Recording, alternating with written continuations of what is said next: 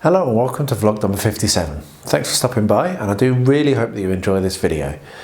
This week I felt like I did quite a lot, and I kind of did do quite a lot, but a lot of it I didn't film. I've done a fair amount of miniature painting, which doesn't actually have any footage shot at all. And I've also spent a bit of time on the Battle Games Middle Earth stuff, which you'll see in a future video actually next year now, 1st of January, first Tuesday of January. So while I have had a really good week of hobbying, this video is going to be slightly shorter than my usual, I think. I sometimes say that and then edit and then find out that it's not. It's been varied. I've finished off a couple of things. So I finished off the challenge with Sigurd from Instagram, which was brilliant, and also managed to get the model railway, the Santa's Express, around the tree. Now you'll know that obviously because you'll all have watched my video on Tuesday where I showed the complete build process. So some of this has already been published in that earlier video, but hey, that's how it goes. And I've progressed the Stukas with us as well. So yeah, enjoy, and I'll see you at the end. And once again, thanks for watching. Now comes the moment we've all been waiting for. I'm going to glue down the track. So I'm going to use PVA, which I hope is going to work fine. And the idea is I'm going to draw a bead all the way around where the track is going to go, like so. And then I have a paintbrush and some water in the middle here. And so what I'll be able to do is spread that thinly over the track, like so. And then when I've got a glue all the way around, I will then carefully place the track on, then weight it down, and then leave it for a bit. And hopefully that will be fine. This is the moment of truth, of course, because once I've done this, I can't easily move the track again, so I need to make sure that it is very smooth. I will probably also try to run a train around it just to make sure that it's fine so that I don't glue it in place and then find I've done something stupid. But I will now get this done, and then I will bring you along for what I do next, whatever that is, when I get to it.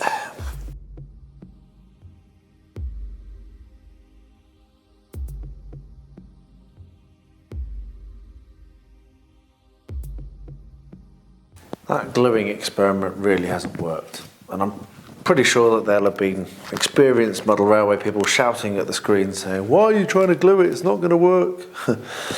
Because yeah, I think that probably my putting down of grout has meant that there's not a flat enough surface, and it was just never gonna actually glue. So what I'm doing is I've managed to find my track pins, which were in a box. And I did a lot of searching for them. And so I'm just going to pin this track down very, very lightly in place. And I'm going to hope that the application of ballast will actually hold it down really, really well. Because the problem is, obviously, that track pins, this is me pushing a track pin in. There it is, it's in. They're not really, because it's going into foam, it's not really the most solid of holds. However, it will hold it in place, prevent it from being knocked and moved, and then, like I say, when I put the actual ballast on, then that will hopefully hold it a little better and will prevent it from lifting, because this will easily get damaged if I only leave the track pins in. I was going to put ballast on anyway, so this isn't an extra step. I was just hoping that the glue might hold it. So I'm going to push these track pins all the way around, and then I'm going to start ballasting, and I'll bring you along for that ballasting process. I have some ballast, I might use it, I might use some homemade stuff, I'm not sure. But yeah, that was a bit deflating to see that not work, but at least I've got this alternative to hold it in place, and we can move forwards. Just before I start the ballasting, let's have a little bit of train running, shall we? Here comes Santa's Express.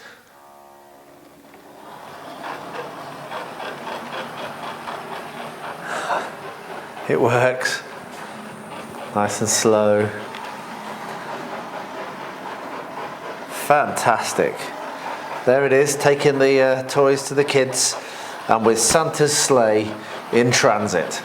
So yeah, even if I get nothing else done, then I've managed to get the train that goes around the tree and it's working. So now I'm going to have to think about this ballast.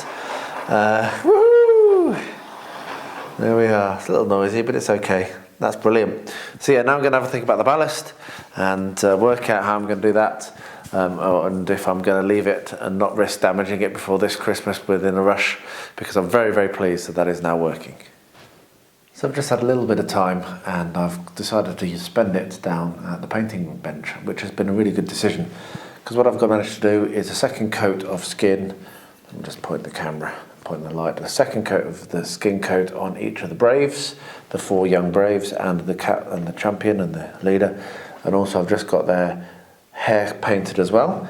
And not just that, I've also managed to get a little bit of inspiration on these female pirates, which I've kind of fallen out of love with a bit when I tried to paint them before.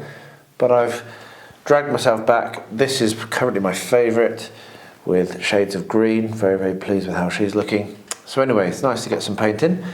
I'm thinking I may come back later this evening. I'm not sure if I will or not. If I do, then great. If I don't, then I won't. But I've really enjoyed that painting session. Not a long one, but it's just kind of calmed me down, which is good. What an absolutely enjoyable evening that was. So I've been at the painting the desk all evening, and I have got a load of colour on 1, 2, 3, 4, 5, 6 of the female pirates. So what I'll do is I'll put the camera across, and hopefully you'll be able to see. It's hard to tell whether that's going to show up or not, but hopefully it will. These are just base colours. I've not yet done any washes, and some of them may indeed get changed quite a lot. This one I'm quite pleased with. I was very unhappy about my first attempt, but now pretty happy with that. So these are beautiful miniatures, they really are. I'm enjoying painting them now. I'm really glad that I got this opportunity to get stuck in a bit. There we are. And then last but not least, we've got little Miss Green here. And then the other thing that I've managed to do, which I will point the camera down for, let me stop blinding the camera. I'll point the camera down for and point it at it as I've finished off painting up the Braves. So I'll just shift the camera a little bit and show you those.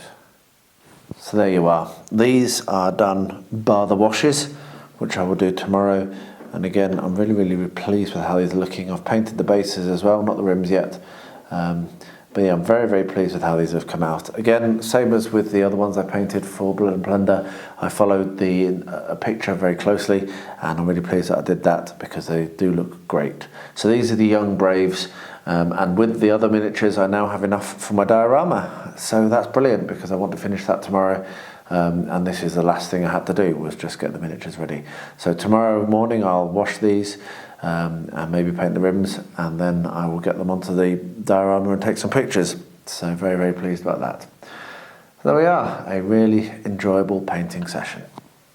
Bakir, my absolute legend of a builder, managed to source me some 3mm ball bearings, which are going to be perfect size for what we're trying to do here. So what I'm going to do is exactly the same technique as I did before, which is a blob of PVA and drop some ball bearings on it. I'm going to be a little bit more patient because they're so small and I really, really don't want to lose them. And I might actually even put them into a little pot rather than a bag. But I'm going to make a couple of stacks of the ball bearings and then paint them the same. So we'll get that done and I'll show what they look like when they're finished. I was just getting ready to take some pictures of this as it's the final day, and I noticed that I've not painted these trunks. So what I'm going to do is use this. This is terrain glue that I've made up with a nice reddy brown, which is what I wanted for these. Just totally forgot about it, frankly. And I'm going to paint all of these trunks with this reddy brown paint. I'm all but ready on everything else. I was just starting to kind of dress the scene, and I noticed, oops, I forgot. So thank goodness I noticed. So I'll get this done, and that's going to be the final actual painting task. And then next time you see it will probably be done and be dressed, and I'll be taking photographs as well to show to Sigurd and put onto Instagram. So the absolute last thing that I'm going to do for this build is I'm going to make a tent. Now I've done this before. I did this on a build for one of the Battle Games Middle Earth videos, the one where you're making the campsite. funnily enough. And I'm going to use the same technique, except I'm going to do it slightly quicker. I'm going to make use of a hot glue gun, which I don't normally really like doing, but in this case I'm going to do it just because I want to see how well it works. So what you do is you cut out your base square, however large you want it to be. Okay, like so. So you've got a square of cardboard there, and then what you're going to do is you're going to cut out another of the same length but slightly less depth, slightly not as tall, like so, and that is going to act as the upright. So what we then do is we get our hot glue gun, which I have been heating up in preparation, and run a bead down the centre, and then you can set your upright in that bead and it will dry really quickly. Now this, to me, is what all the hot glue guns are good for. So that there will now go off, and what I'll do is I will just quickly tidy the cardboard away and bring you back for the next step. What you can see here is my old combats, which I saved because they are perfect for this sort of task. So what I'm going to do is I can offer that up, and you can see that the length is about right, it's perfect. I'm going to cut in a straight line from here all the way to the seam, because I am actually making two, as you can see. So I've just got some good sharp scissors, and what I'll do is I'll cut along that line. So let's get that done. There we are, we have a not very straight section, but that should be fine. You can see it's going to be a bit wide there. So what we can probably do actually is just trim that down along that line there, just to make sure that it's about square. And then it's another simple process where we will get a bead of hot glue down the end, like so, and then press our cloth into it. Try not to stick our fingers, which is why I don't like hot glue. It dries fast, but it's also messy. There we are, so we've got that done. And so then we can then put another bead of hot glue on this side, and then we can trim down the excess, and we have ourselves a tent. And all you have to do then is decide if you want to paint inside or not, or whether you want to do anything extra additional. I'm not going to bother for this purposes, this is going to be perfectly fine. There we are, we have a tent, and we can now trim the excess off, like so.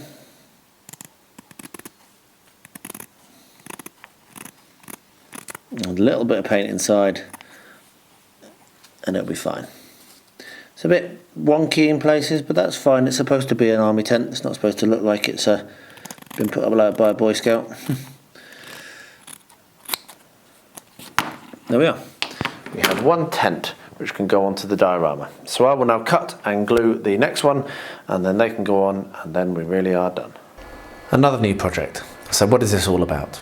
Myself and Travis from Tabletop CP are doing a fun little challenge to do some winter scatter terrain. We've been chatting for a while. I'm a Patreon of his. His channel is superb. You must go and subscribe if you haven't yet. I'll wait. Good. You back? Thanks. Go and do it. It's really worth watching his videos. They're really, really good fun. But yeah, we've been chatting for a while, and we came up with this idea. There's something a little fun to do coming towards Christmas.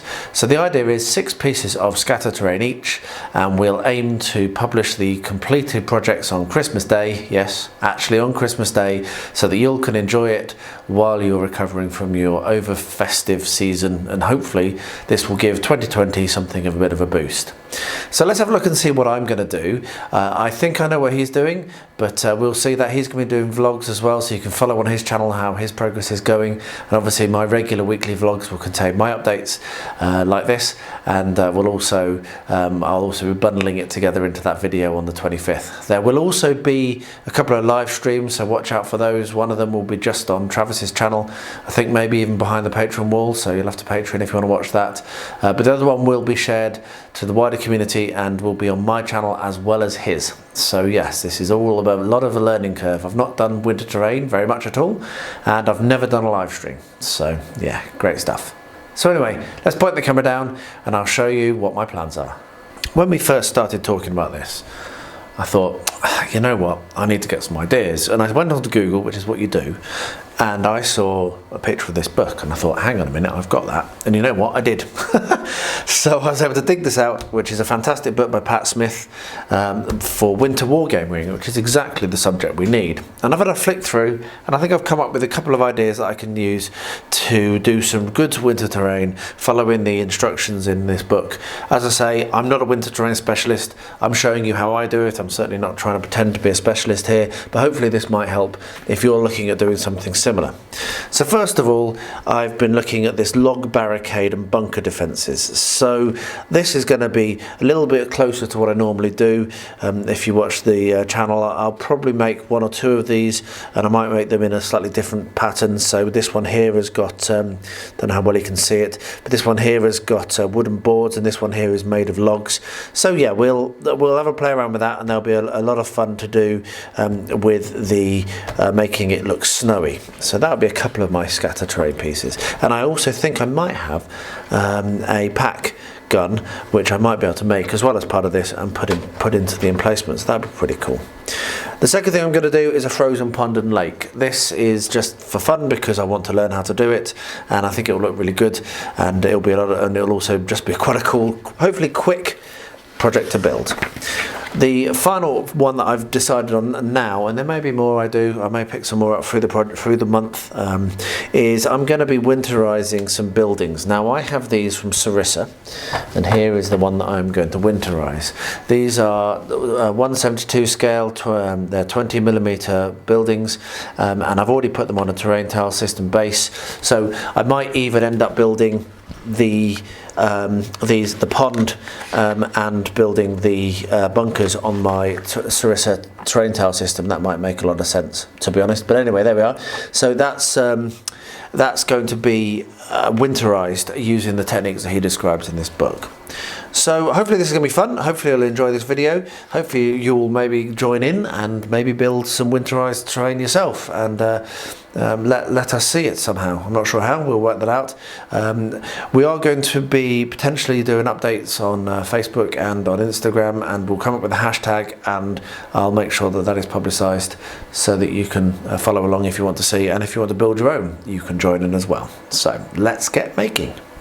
As I thought, I did have a box here which I've had for a little while, a German gun set which has the Pak 37, the Pak 40 and a Flak-Willing 38, as you can see here. So what I'm going to do is actually, now that I've found those, is I'm going to see whether I can't make a bunker for each one, and I might see if I can't make the whole, make them all up. This is part of this. So I have a load of the terrain tile system, as you can see. I don't seem to have all that many of the smaller shapes because I used a lot of them for putting onto the tray, onto those houses on. But I've got 4 here, so that should be sufficient. I've got 3 for that, and then what I can do is I can do a larger one for the pond. So that'd be pretty good. So I might be able to do everything that I'm doing here on Sarissa terrain tile, which would be really cool because I've wanted to use it for a while. I haven't bought it a couple of years back and then not really found a use for it. So I'll be trying to make these up, and that's probably where I'm going to start, because if I can start on these, and if I can also continue on just dragging in another project, this half-track KFC 251, that's it, which you can see is in progress, it's primed and what have you. That's also something that I want to have done for part of this, for this project, just to take a photograph. It's not actually part of it, I just like to complete it. But if I can get these done, then I can get a scale and get a size, and I can start working on the bunker. So what I'm going to do is I'm going to set myself up here, get all my kit together, and I'll bring you along as I go into this and start gluing it together and look to painting it. So yeah, let's get stuck in. And then let's have a look inside this packet. I've got my little bits of kit here. I've got my snips, I've got a sharp craft knife, and I have my Tamiya extra thin cement. So those are the 3 things that I will not start a scale kit without. As per usual, a nice little booklet and relatively clear instructions, which isn't something I'd say for the artillery I've got over there for the 251. But anyway, that's another subject. So first of all, the Flak-Willing 38, and then the Pak 37, which is on sprue B. So that is sprue. Let's see if we can identify. That is the Pak 40. That is the Flak Villain 38. So let's separate that off. So there we are. So that makes that the Pak 37. So what I'm going to do is I'm going to start on the Pak 40, even though it is right the way over there. We're going to start on the Pak 40 because that's the one that I really want to focus on. And we're going to have a look and see how we glue it together. It's a pretty simple instructions. It's simple, one page. So I think probably what we're going to do is going to glue this all together, prime it, and then we'll get a dimensions once we've glued it all together, and we can then start straight away on a gun emplacement to put it into. So yeah, so first of all, you can see that what we're going to need to do is clip out the parts.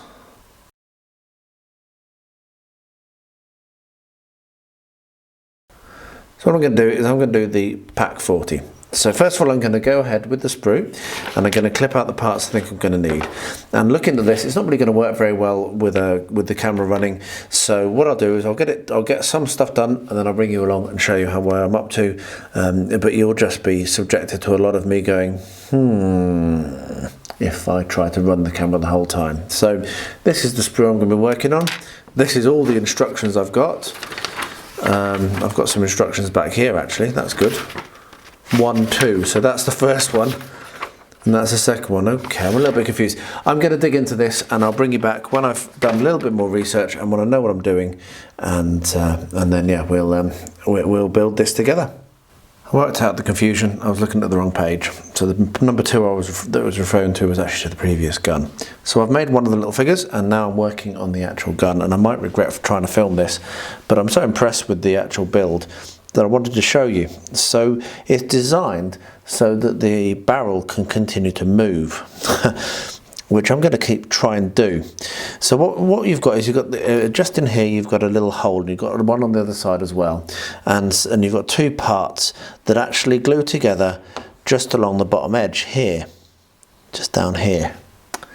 And so what I'm going to be doing is I'm going to put some glue here and then drop that on top, getting the pin in but not gluing the pin, and then when that's gone off, when that's dried, which doesn't take long with this cement, then the gun should still move, which is pretty cool. Means that you can put it in whatever position you want, and you could also potentially even glue it in place if you want to once you're happy with the position, but it means that you've still got all the flexibility of where you're going to place it. Now I know that this isn't how you're supposed to use Tamiya super thin, however I find it works well just as an initial bond, and then you can come along and position it correctly when you're happy, but you need to be a little bit faster than I am. So the problem here is getting it to actually match up with my big clumsy fingers. I'm trying to keep this in shot as well, is only going to make that problem a little bit harder. There we are, we're in. So now that I've got that pinched together, and with a little bit of the Tamiya just kind of acting as a pre-seal, what we can do is we can come along with some more of the Tamiya, and it will wick in and act as a cement. There we are. So long as I've not made a stupid mistake, that should now hopefully dry nicely. So I'm going to sit here and hold this, and I'll bring you back when I've finished sitting here and holding this and show what it looks like. There we get to the end of the evening, and we have one created Pak 40 and one little dude to go with him. I'm not going to go too crazy because this is scattered terrain, not making miniatures, but it's nice to have got this done, and this does show me that actually I'm not going to be using one of the smaller ones. I'm going to make a bunker with on this normal sized tile. Excuse me. So what I'll be doing is, not tonight because it's now late and I need to get to bed because I've got work in the morning, but what I'm going to do is I'm going to model a bunker with a firing slit, and make sure that there's space for this model to sit in it, so that will then give me my first bit of scatter terrain. So pretty pleased about that, very happy to have got that built. It was fiddly as hell. I will get the other 2 built and make some bunkers around them as well, but now I can make a start on the real thing, but that won't happen until tomorrow. I have just spent all evening working on a really good idea that I decided when I got right to the end of it that it was rubbish. So let me show you what it was and then I'll show you what I'm actually going to do. So what I was looking at was using these big tiles, and I've made a bunch of cardboard bases for my guns, and I showed a way of using basically what you do to make a cardboard base. It was a really good idea actually, and I will use it again in another video, but let me quickly show you. What you do is you get yourself something that isn't going to warp and clamp your base, your cardboard to that bottom, but make your cardboard bigger than what you want. So this is what I was going to keep, and I've clamped this to that base, and then when all the scenicking whatever's done on there, then I can cut it out and it won't have warped. So I was going to show you that in more detail, but I think probably I've covered it entirely there. And then I've sat and I've looked at it, as you can see in front of you here. Here is my Pack 40, which I have primed down and is ready for painting, and it's just way too big. I mean, it's pointless, isn't it? It's absolutely pointless. So what I then did was I found my final 4 of the small tiles, and I think, having decided to not use them, I think they're actually going to be perfect.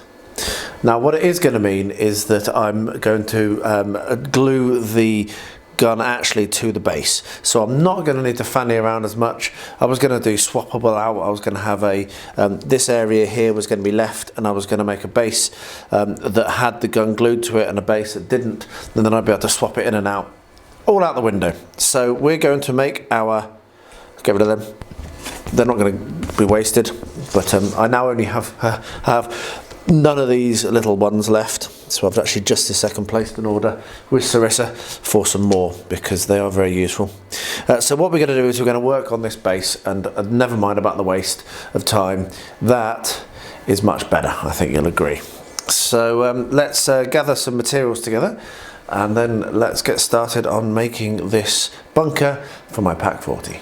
There we are. As you can see, what I've done is I've drawn a little shape, which is roughly what's going to be the shape for my bunker for this particular gun, and I've got my balsa wood out, which I'm running a little bit low on, so I'm going to need to get some more. The instructions in the book say to get twigs, but I actually want to use balsa because it's going to be easier to use, and I can always paint it and make it look nice. Of course, twigs is a good enough suggestion, but for me, I think that I'm going to use balsa. So how I'm going to do this is I will be using the hot glue gun, which I don't often like to use, and I'll probably end up coating this with a PVA as well. The hot glue is going to be quick, so the hot glue gun is currently heating up, and I'm going to mark out and cut some lengths of this thin balsa because I'm doing 20mm, roughly 172, 176, whatever scale it is. This gun is 172, and I will end up with some balsa wood stacked up on top of each other like that, and I'll probably glue 2 or 3 up, and then I'll do a firing slot where I'll cut it in. I'll cut them shorter and stick them either side of where the gun is. So what I'll do is I will cut some lengths like that, maybe 3 on each side, so 6 lengths like that, and then I'll bring you back when the hot glue gun is warm and we'll start gluing them in. And the hot glue gun is hot, so what we'll do is we'll run a bead down this line here and put our first one in. So there's a bead of hot glue, and there is our first thing down. Now what I'm also going to be doing is putting a little bit of hot glue here and here and putting some uprights in, like so, and this will give me a nice guide for doing the rest of the rest of the uprights on the side, the rest of the planks on the side. So one there, one there. The good thing with this is obviously I'm going to be scenicking this heavily, and so those stringy bits will get covered up with grout and other things. So there are the uprights, and then what we'll do is we'll do a bead down here and we'll put one in. So there we are, and with that done we can start to build this up. So all I need to do is make sure, I hate hot glue sometimes, is make sure that I don't go too high, because I want to have this little gun pointing out through a slot at the front. So I think I'm going to be able to get 2 underneath there, so let me just check that. 1. Can I get hold 2? Not quite. So I'm going to get 1, and then I'm going to want to potentially split one in half, which potentially they would have done. So I'm happy enough with doing that. So let me do that front now, and then I'm going to want to have one that goes all the way across over the top. So I'm going to need either to have a longer length coming here, so that I can then have a log going over the top. So first of all, let's glue this front one in.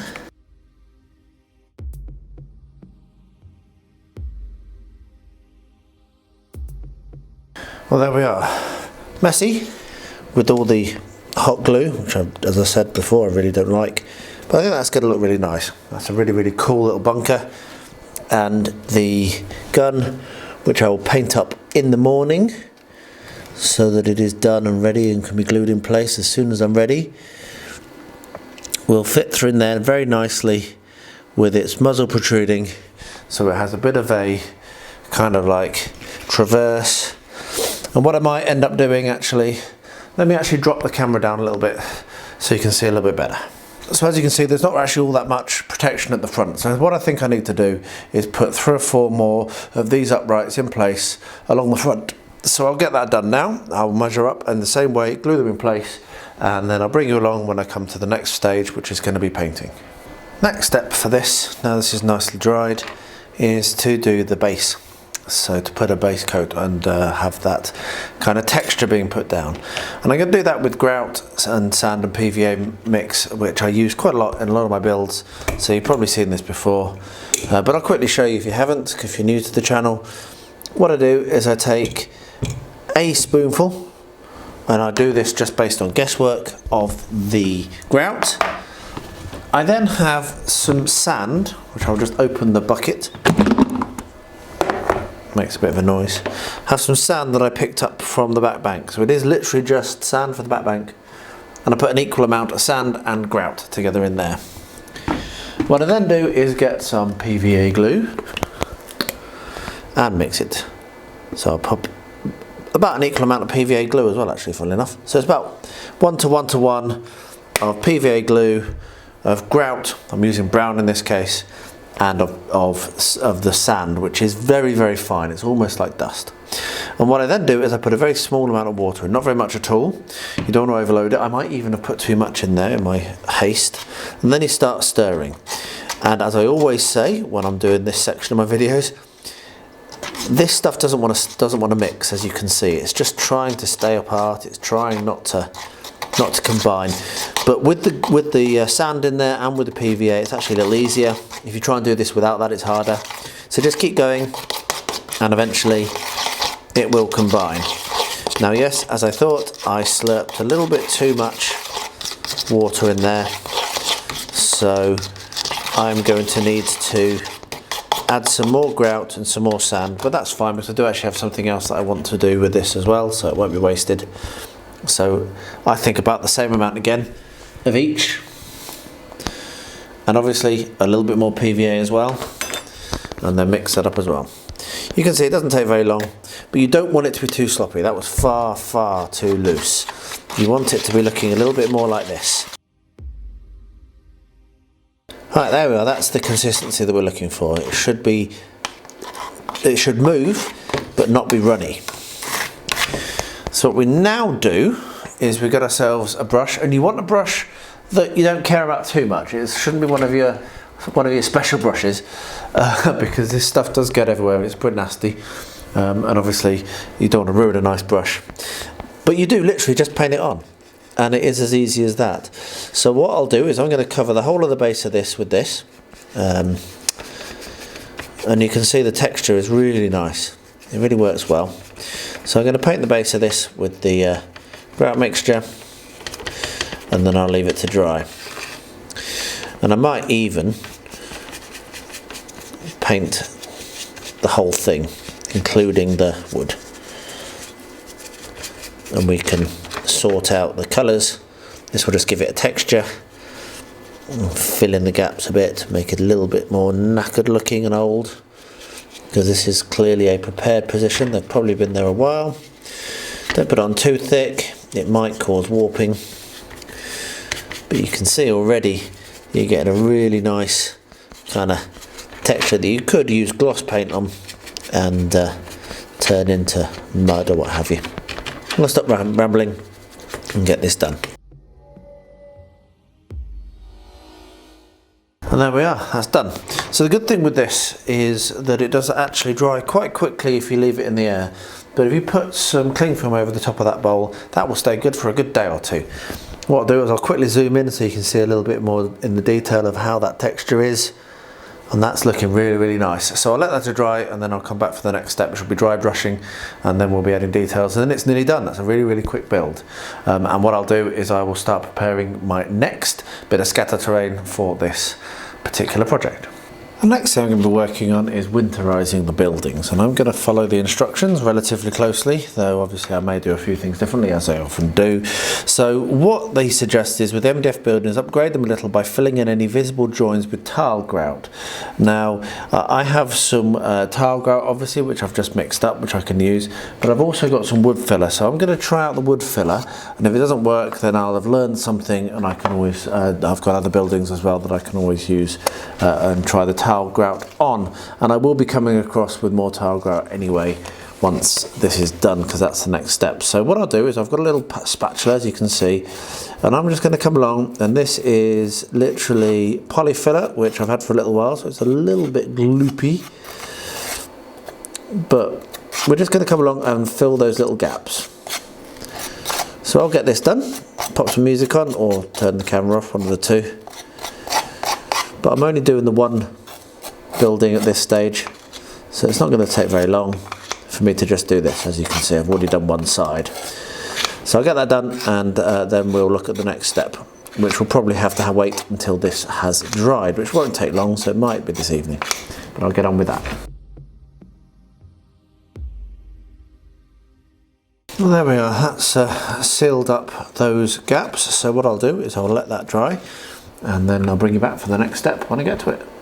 I'm very pleased to say that these have dried. They don't take very long. It's only been about an hour. I've just been painting some miniatures, but you don't care about that. So I'm going to now make use of the grout mixture, which I mixed up and mixed too much of, and I'm going to paint it all over these. Now, I'm not worrying too much about the interior just yet. I'm not going to do the interiors, I don't think, as part of this build. It's because that's a whole other subject. But I might end up glazing the windows and the doors. But what we're going to do now is just going to paint this grout mix, which I mixed up before, over the whole of the building. I can do it quite thin. I don't want to go overload it, I don't want to kill any details, but I do want to cover the whole thing. And because I'm using brown grout, this actually means that I can skip the next step, which is then paint it brown. Anyway, enough rambling, let's get it done.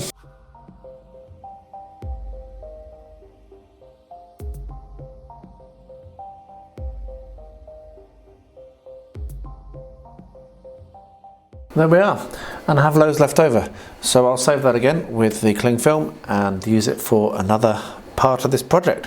There we are, I'm pleased about that. That's good progress this evening. I will now go to bed. This week I've been a little bit lax about filming, funnily enough, which is unlike me, but I have been doing things, so I thought I'd just quickly give an update just at the end of lunch here. Today, during a meeting, while I was listening to the meeting, I was able to do the tracks on my Stuka, as you can see. Now, I've actually really enjoyed it, which is odd, and it's odd because each of these is individual track links. Now there are long lengths, a couple of long lengths at the top and at the bottom, but you do end up building around the ends particularly, you end up building them individually. And if we pull the sprue over, you can see the track links there at the end. This is one, this is one, this is one, this is one. So I'm cutting out each one of these. I'm using my super fine tweezers that you can see here, which are really, really awesome. I've got a few of these because they do bend quite easily, which is a shame. And I've been using my Tamiya extra thin, which is perfect for this because you can dab it on. It just gives a little bit of grip, and then you can put a little bit more on once you're happy with the positioning, and it's got a little bit of working time, but it doesn't actually stick to your fingers as badly as super glue, and it's a little bit easier to control. So it's absolutely perfect. I did also knock it over all over the place, and if I move my mat, you can see where I had to clean it, and I wiped off my the markings. That's the first time I've ever knocked anything over so badly while I've been painting or gluing or anything. And I do have something to hold this, but I've only got one, and I have 2 areas where I paint, so I need to get another one so that I don't do it again, because that was really annoying. But I managed to save it.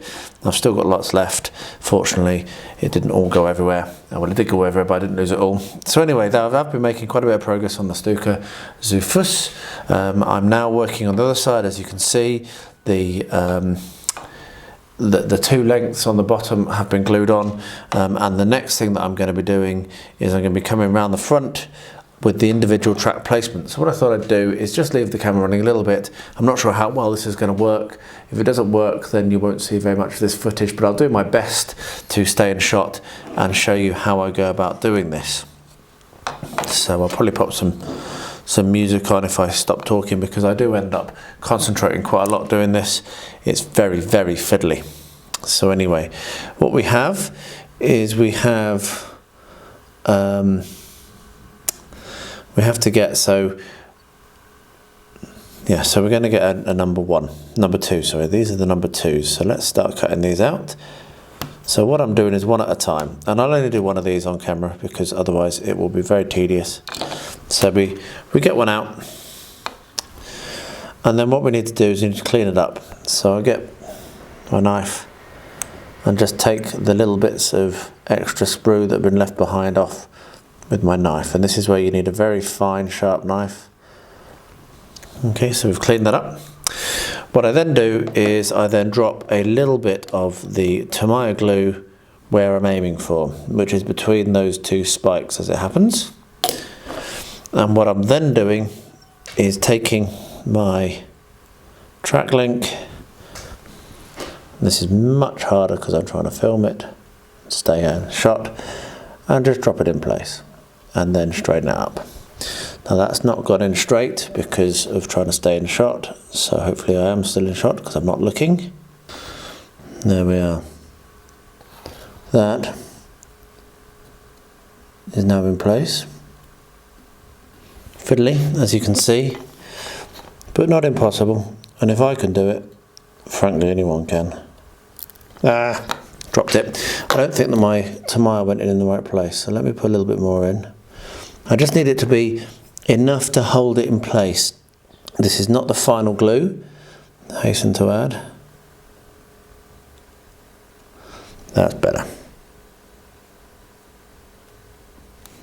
There we are. So that's in place. I knocked it out again. This is all because I'm filming, obviously. Didn't have this trouble without the camera running. Aha. There we are. That's in place. And I even managed to stay in shot. Look at that, wonderful.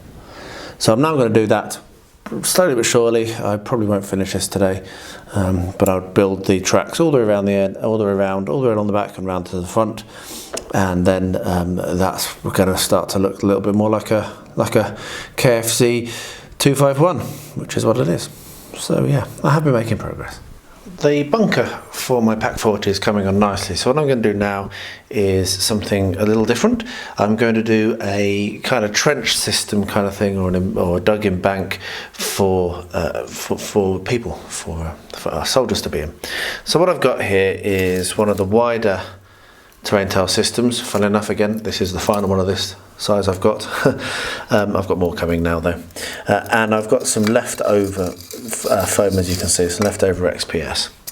So what I'm going to be doing is making use of this leftover stuff to build up the terrain. So the shape will roughly be like this. So I'll cut away like this, and I'll be able to make use of the overhang, which I don't need on the other side of this, that's hanging over each of the edges, to put here and here, and then that will mean that I've got a nice shape which I can then scenic. So what I'm going to do is I'm going to mark that out and cut that out and then glue it in place. So I will do that now. I have my pencil here. So my thinking is that I will probably clamp this in place. So let me get a couple of clamps, because what I actually need to do, if I'm going to be relatively clever on this is I'm going to need to turn it over and cut and make sure that I'm not going over the edge where the terrain tile system has its not quite random kind of pattern that allows it to tessellate. So what we'll do is we will clamp our tiles into place like this. So I'll get that done. Okay, so now we've got our tiles in place. What I can do is I've got my pencil here and I can draw along this line. Now, clearly I'm not going to be kind of cutting along this line as such, but all I need to make sure is that I don't go over it. So this is a guide that will help me to know where the extent of my board is, not a line that I'm going to cut along religiously. I just need to avoid it.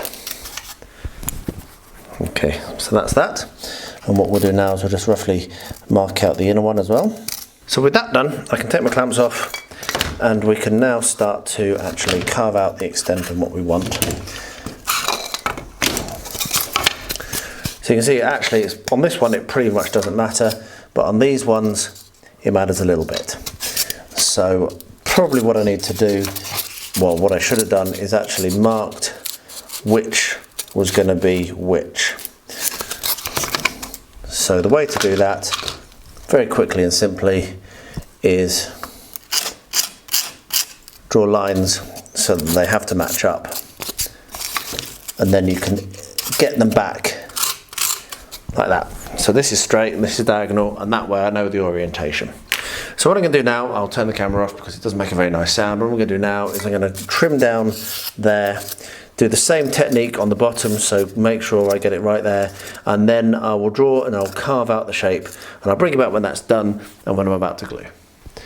As you can see, I've done a little bit of shaping. I've cut the shape out here, and I've just used cocktail sticks for now to hold everything in place, because what I'm going to do is I'm going to glue this down to this base and then leave it, and that's going to be a good place for me to finish up for the evening. And then when that's dry, I can come along and I can shave off and shape and reduce the height where I want to and what have you, because I can pull the actual cocktail sticks out because they're getting in the way at the moment, but they are being very useful. So I'm going to use my favourite, gator glue. So what we'll do is we will put gator glue on the bottom on the foam like this, and then we will just weight it down with weights as I normally do and leave it to go off, and that'll be ready for the next stage tomorrow morning when I wake up. So we will put that in place carefully like this, and then maybe we'll actually clamp it. Maybe we will clamp it. Yeah, we'll clamp it, why not? I like my clamps. So we'll just clamp these in place and then leave it to go off. So I'll get that done and I'll bring you back when I get to the next step, which will be maybe tomorrow if I get time. This is dried and I've shaped it, and very, very happily my mix that I made for the other builds in this is still good against all the odds. I've just added a little bit of water, given it a stir, and it's still useful. So what I'm now going to do, and this is just the first layer of this that I'm going to apply, is I'm just going to paint this all over the whole of it. So I'll get that done, and then when that's dry I'll show you the next step. I'm actually just mid watching a live stream with Travis as it happens, so I am going to drop off recording so I can get back to it and do this while I'm watching. But I did want to just quickly show this stage on camera. So yeah, I'll be back when I come to the next process. This morning Rosie woke me at 4:45 and then went back to sleep herself, and I didn't. So I managed to get the tracks completed on the Stuka Zufus, and I'm very, very pleased. I've really enjoyed this. It's a kind of fiddly work that you think you're going to hate, but then when you get into it and you see the results, it just looks really, really cool, and I'm very, very proud of that. So that's made some really good progress. I think the next step for this is going to be putting together the rockets, painting them, putting and getting each rocket actually finished, and then building the framework around and painting it. And there's a lot of sub-assemblies in this kit, I'm finding, so that you can actually paint things accurately. But it's good good fun. So I'll be getting onto that next, probably as part of this build. But I just wanted to show what it looks like with the tracks on. I'm pretty pleased with how they look. Managed to do both sides and they look pretty cool, I think. So there we are, finished editing, and it's a little bit longer than I thought it would be, mainly because I completely forgot about the major project which I've started this week, which is the collaboration with Travis from Tabletop CP, which is one of my favourite YouTube channels, and I'm really enjoying that build. It's just such fun. It's good to do something totally different, and it's progressing quite quickly, which is also nice, because you don't really like getting bogged down. I certainly don't. I enjoy enjoying my builds. I have another new project to start this coming week, the Encounter Terrain December challenge is kicking off. If you have not yet subscribed for that, if you have not yet signed up, jump on over to encounterterrain.com or go onto Instagram and find Encounter Terrain and say Beard sent you and get stuck in, because it's a hell of a lot of fun, and the challenge for this month is a doozy. It's a bigger challenge, it's 20 by 20, and I've got some cool ideas. Thanks to Angela for helping me out with those as well. And yeah, it's really good. So get involved if you can. So anyway, I'll stop muttering. I will apologise for some of the noise in the background and some of those clips. My UPS has decided this week to run its fan for no apparent reason quite regularly, and it seems to want to do it whenever I film. So very annoying, and I'll have to work out a way of solving that, because I can't really film with that noise in the background. But anyway, onwards and upwards. Thanks for watching. Please don't forget to subscribe, and as always, stay healthy, stay safe, and stay well.